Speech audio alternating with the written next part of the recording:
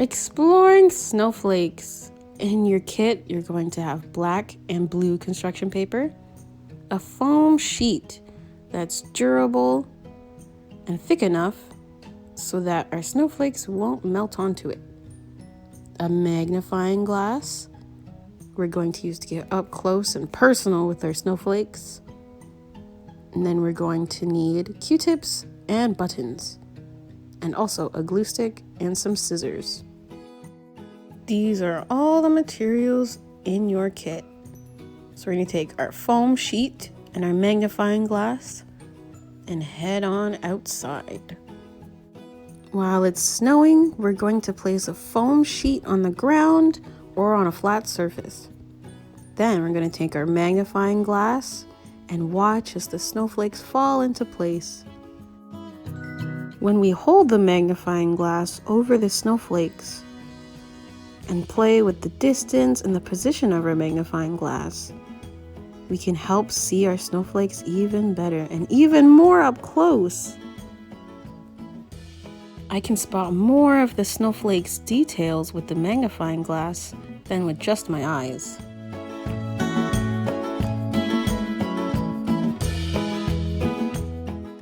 When we're looking at the details of our snowflakes, we can see that all of our snowflakes are forming 6 points, and that each little snowflake looks different than the next.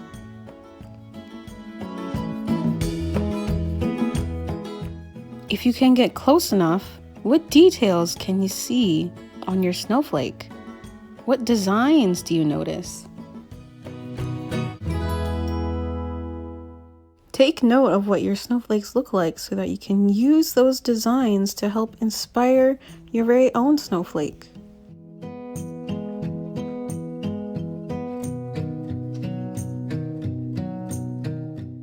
And while you're outside, you can go take a look at how the snowflakes have fallen and how the snow has formed on the ground.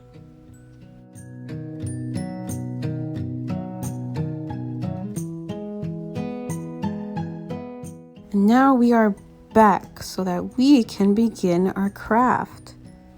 So I think I'm going to use the blue construction paper while I put the black paper off to the side.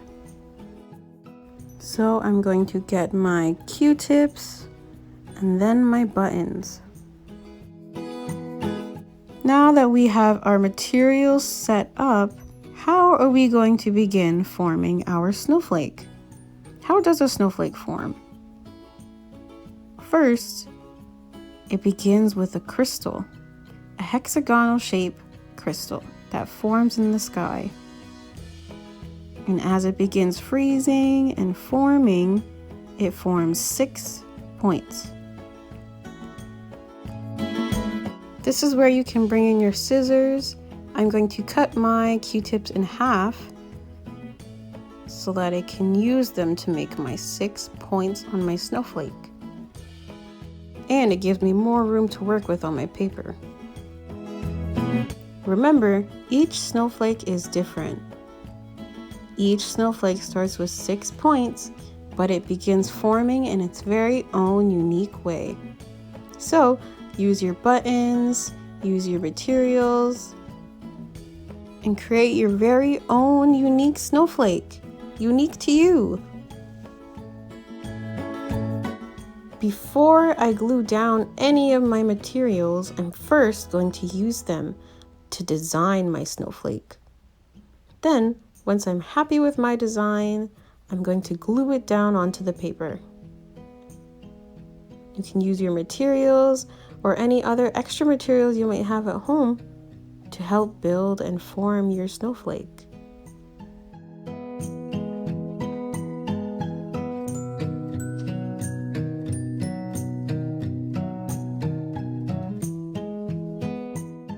And voila!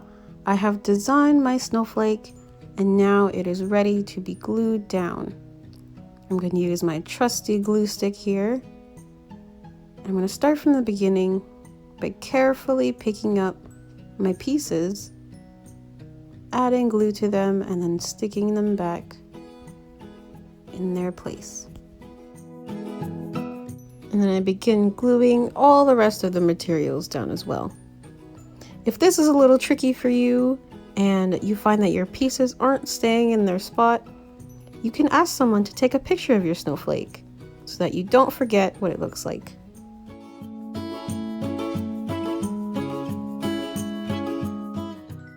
And now that you've finished gluing down all the bits and pieces, you now have your very own snowflake that doesn't melt when you bring it inside. I hope you all have fun with this activity. I like how my snowflake turned out, and I know yours is going to turn out just as wonderful. But don't forget, you also have another piece of paper, so that if you have more ideas for your snowflakes, you have the chance to create another one. I hope you have fun and enjoy exploring snowflakes. Bum up here, my friends.